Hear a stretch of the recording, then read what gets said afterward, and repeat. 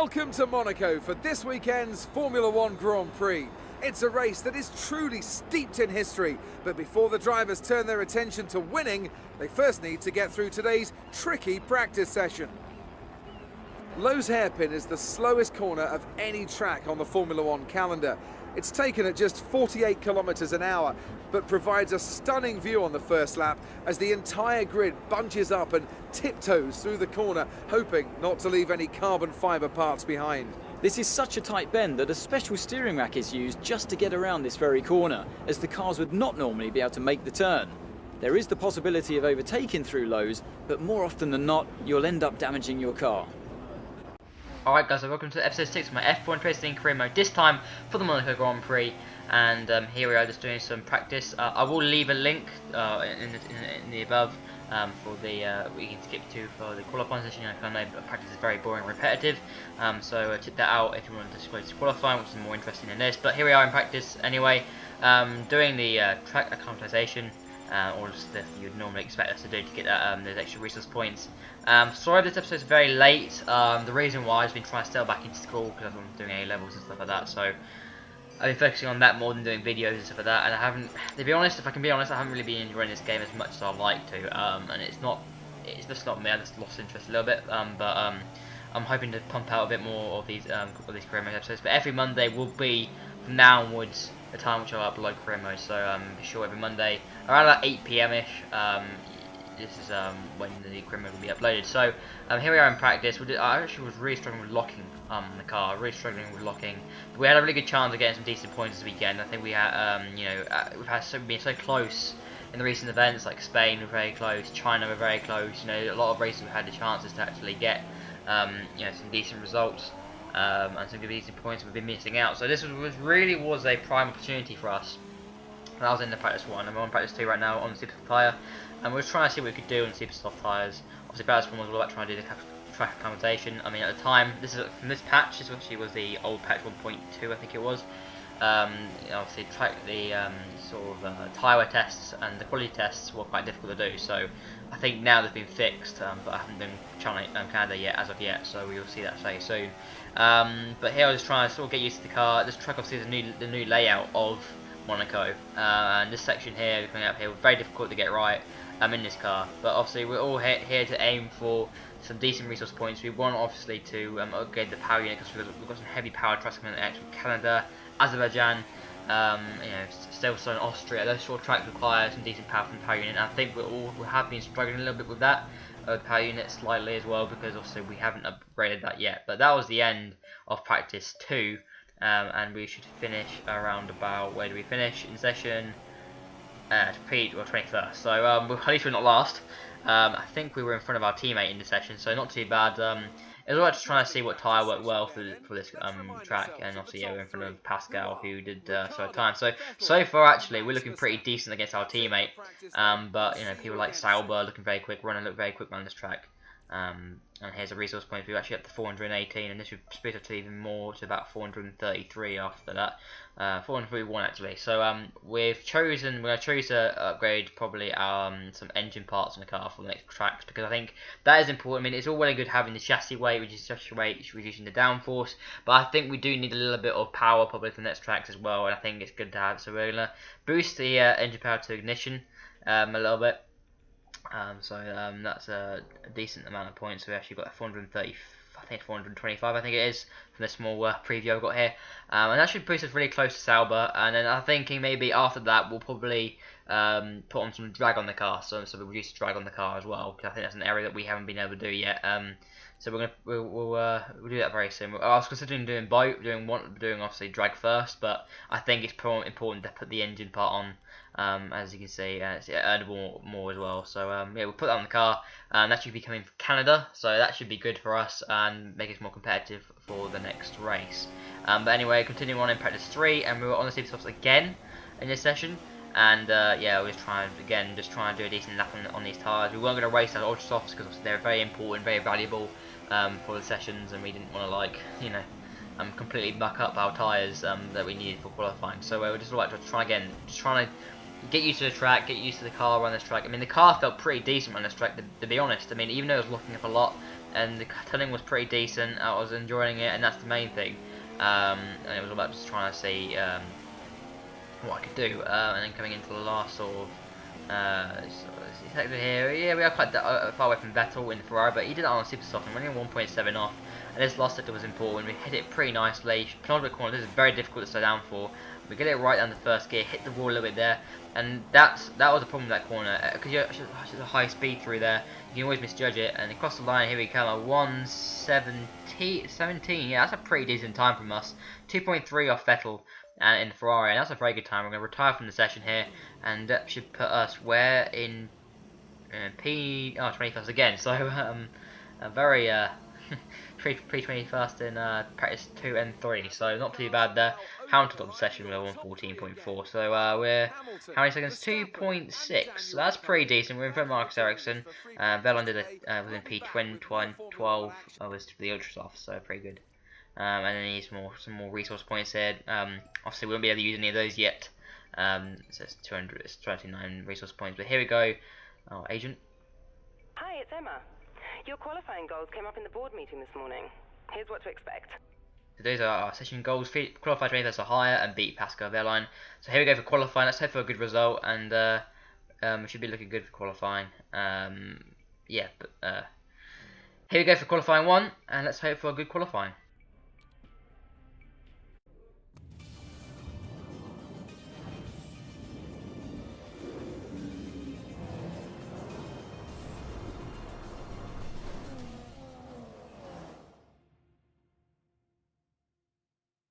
We're here in magical Monaco for this afternoon's qualifying session, which will be getting underway shortly. I was looking at some highlights of previous races here, and the one thing that really stood out to me was the run down to turn 1. It's not an easy one to navigate, as everyone is scrapping to get into there first. We've seen in the past how tricky the first corner is.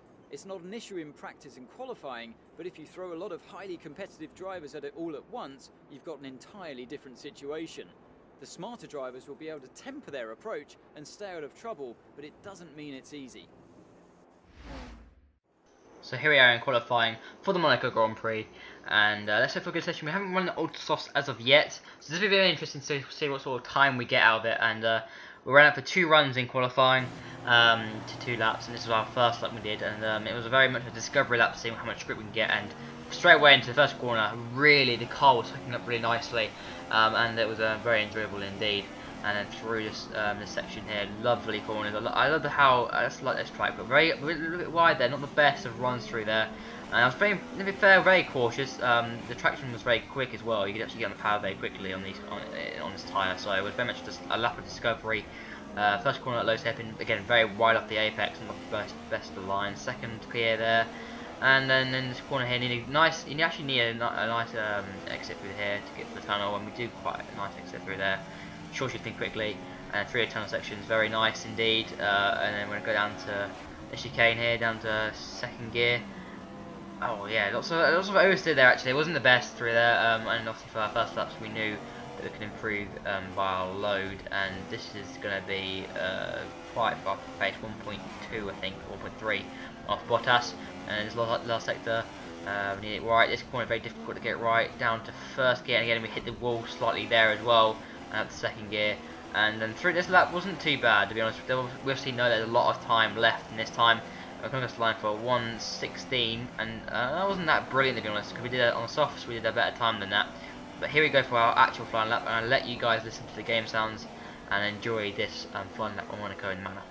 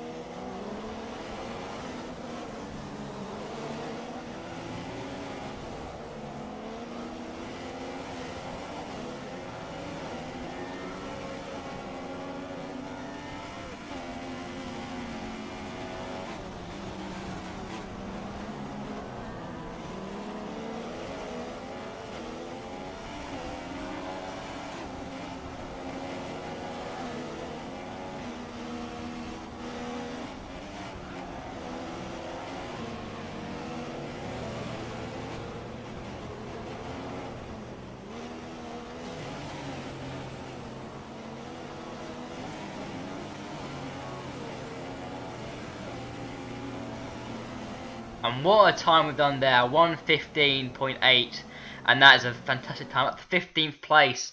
And that was a really good time, as you guys. I hope you guys enjoyed that lap around Monaco. And we're going to just retire from the session. Where is it going to put us? It puts us 17th. Oh, that's a shame. We could have been in Q2 like we were in Spain. But that's a shame. We could have done better than that. And where does that put us? We're actually Verline qualified in 15th, and we were only, not even a 10th behind Massa. We could have really put them in danger there. That's a shame, but that's the way it is. But I had a really good qualifying. 17, I think that has to be one of our best qualifyings of the season. And that just shows the potential we have in the car. If I didn't have a lap, I felt I could probably improve on that a little bit, but that's the way it is. Some decent resource points here. Achieved the objective by a long way. And the qualifying for our rivals as well was really the main thing. But compared to Pascal Wehrlein in the rivalry update, he's actually way in front of us. He's 27 out of 30, so he's going to beat us. But obviously, I won't matter with our position in the team. We're sort of still #1 drivers in this team, so that's not too bad indeed. And then first driver, we've exceeded expectations. Obviously, we lost to Pascal Wehrlein in qualifying. That's the way it is. Voicemail. Hi, guess who? I've seen the team's expectations for the race, so I thought I'd pass them on and wish you luck. Take care. So those are the finishing goals. Finish 19th or higher, beat Pascal Wehrlein. So here we go for the race. Let's hope for a good one.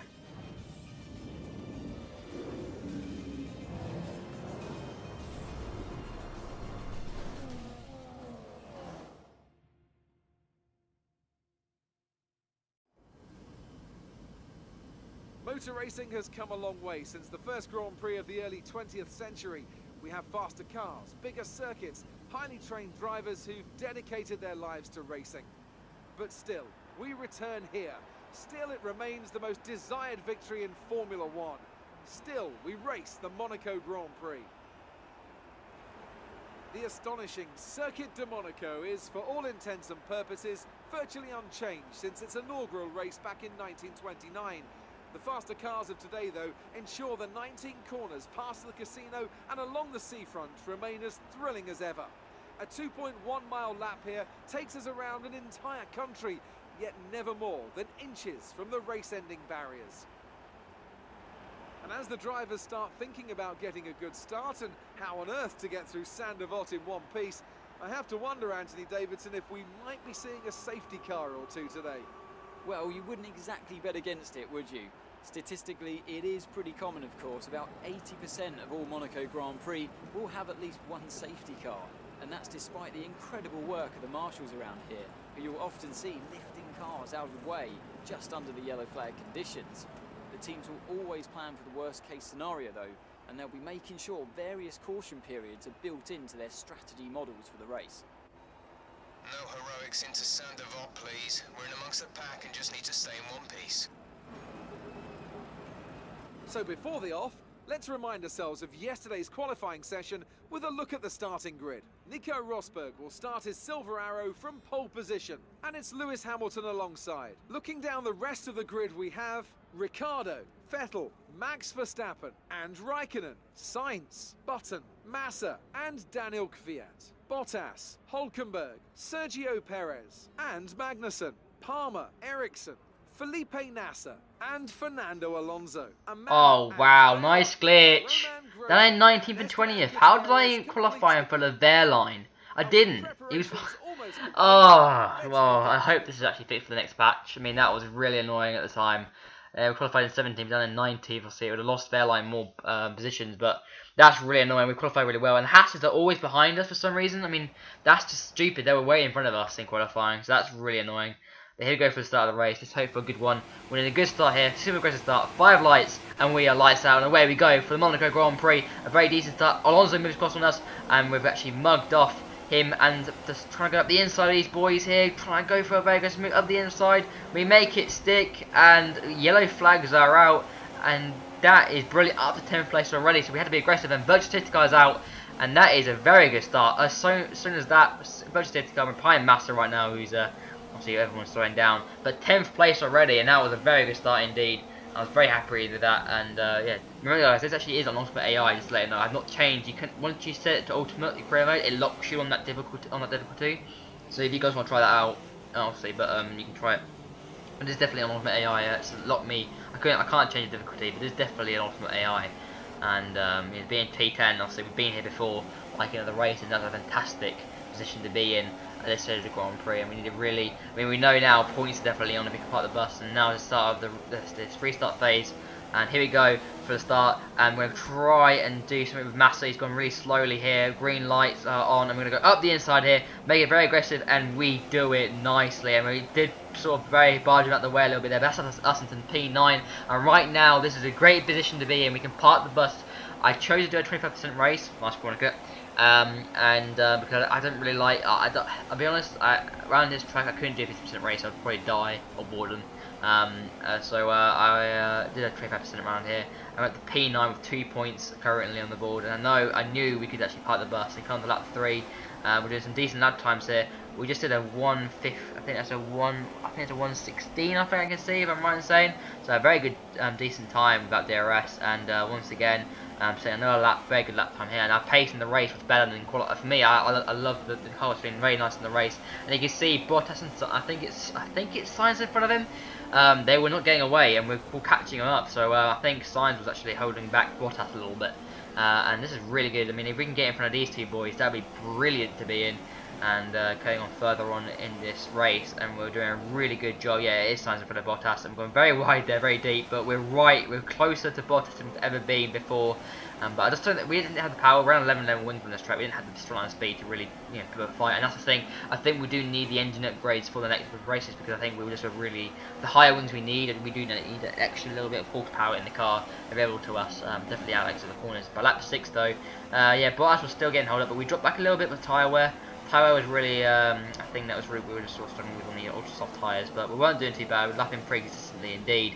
I think this lap is when Sainz comes into the pits, and he does indeed, and that releases Bottas out. So the danger of this position is that because Bottas has been released, he's going to get away from us, he's quicker, and obviously with tyre wear, he's already gone by lap 7, so, and lap 8, he's already gone off the road, so it just shows the pace we have in this car. It isn't as good as, say, a Williams, but we're in P6 right now, and this is a fantastic position to be in, and to be running in the points, even at this stage of the race, is fantastic. And I think this is our pit window, I believe, locking up a little bit. Yes, it is. We've come into the pits for our first and only pit stop, and it reset us because I hit it. Completely missed the pit entry there. But let's hope we come back in the points. I think we will be in the points. Let's hope a good stop from the Manor boys. Should be decent.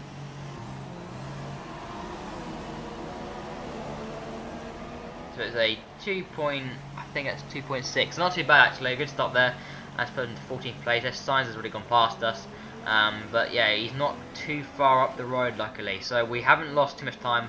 Obviously, he had, I'm guessing he had some sort of front wing issue, because it was really slow, and he's getting a lot of time on the undercut. So I'm assuming that maybe he had some sort of issue with the car, I guess, or maybe some sort of, like, I don't know, front wing problem. He might have blocked the end plate and was looking pace a little bit with Bottas. But good position here, and I'm going to go and pick up everyone else pits, and we're into P10, so and P9 now with Perez.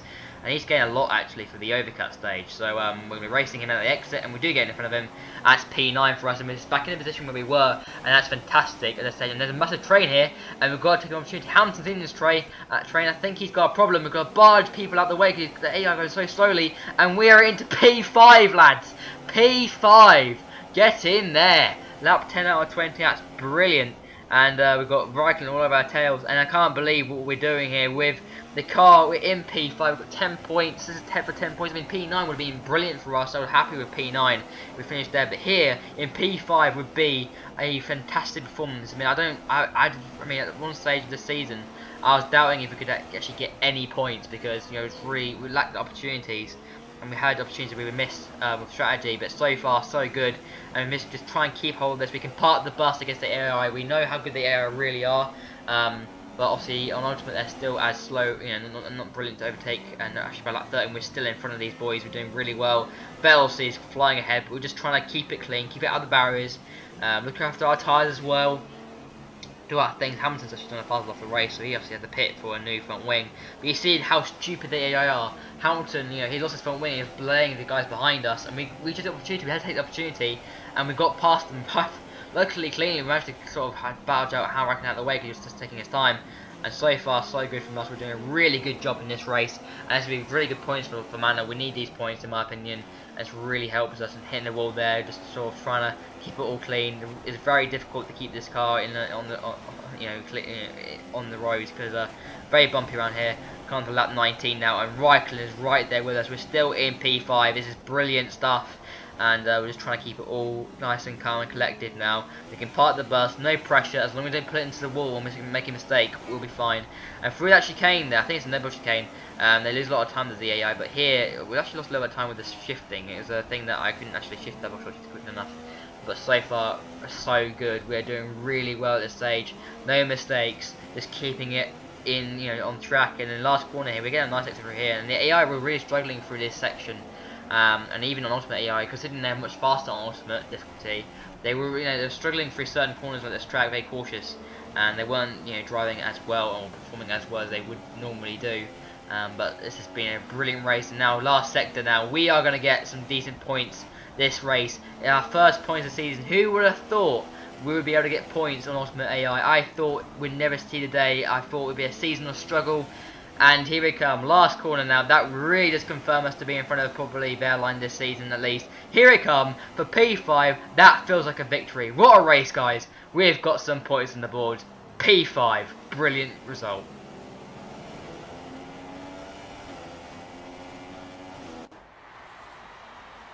So, another fantastic victory for the Silver Arrows. And I have to wonder, Anthony Davidson, just what set them apart from the competition here. Well, time management probably played quite a large role in the outcome of this one. As ever, it's not just about speed, it's all about maintaining that speed consistently over a stint, over a race distance. So being able to keep up the lap times while still being smooth on the controls and gentle on the tyres, that's really where the race was won today. And here are our podium drivers today after that excellent race. They've excelled here, as they so often do, and it's a well-deserved victory. Mercedes, then, are on top today.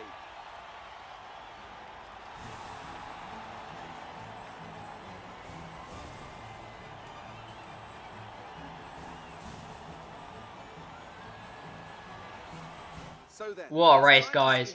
Us in P5, that's a dream to be in. Our times were pretty competitive, but 1:16.6 was our fastest, and that was a very good time from us.